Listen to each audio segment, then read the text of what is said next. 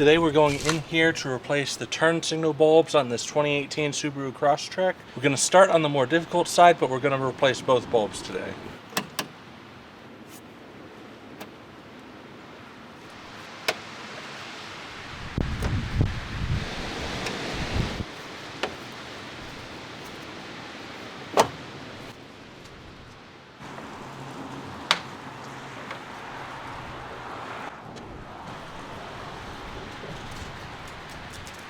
Alright, once we do this, there's no going back to start.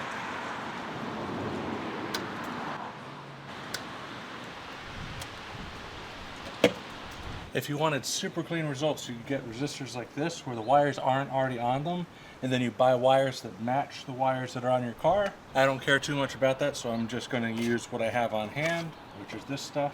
So if I attach this resistor to these existing wires as they are, the resistor would kind of just dangle there, and we want this to touch the body, so the heat in this is going to dissipate into the body.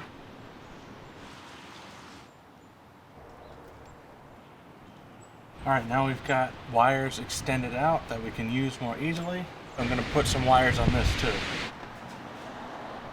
Alright, now I've got longer wires coming out of here, longer wires coming out of the socket, and a little bit of wire coming off of this resistor. But before I go to attach them, I'm going to put on heat shrink on both sides.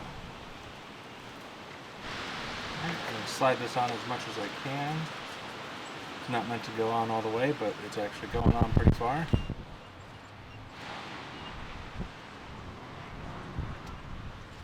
That's one side. Untangle this, it's just twirled around. Small one first. Alright, we've extended our plug out. The resistor can dangle down until it touches the body. Might have put a little bit too much wire on there, but that extra wire gives us a lot more room to work on this stuff if there's a problem. And if there's not a problem, it was just easier to work with it that way. Now we're going to plug in our LED. No more hyper flashing. Looks good.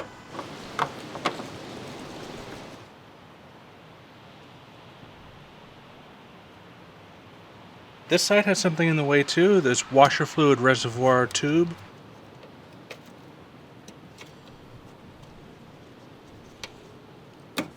Once you have this trim piece removed, you can rotate it back and forth a little bit to loosen it. There we are. If you filled the fluid all the way up into the top of this tube, then it's going to spill out. So drain it or use it or do something with it so that you're not spilling it everywhere. This right here is the plug.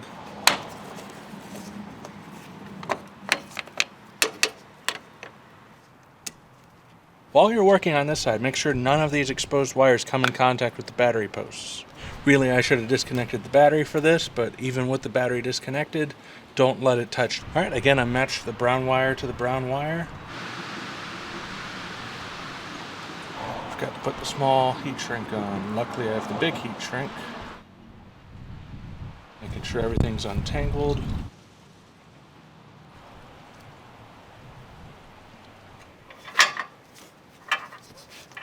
Right here seems fine for now, but you will want to fasten this in place with a zip tie or a screw or something, so when you're driving it doesn't bang around and make noise, and so it doesn't run into any plastic and get too hot and melt that plastic.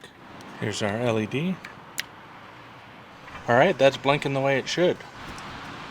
Now it's time to reassemble everything. Here's our tube. I'm going to clean this part off where it attaches and seals. This is optional. You can put a little bit of grease on it. This is dielectric style, like silicone grease. It'll help it seal and treats the rubber nice. And it helps it slide in easier.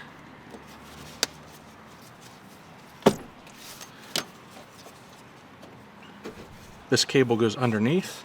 Position this so that these parts that push in can push in. So just a little bit out. Next we put this area nut back into place, and that just slides in. These just slide in when they're out, then you push them in to lock them out.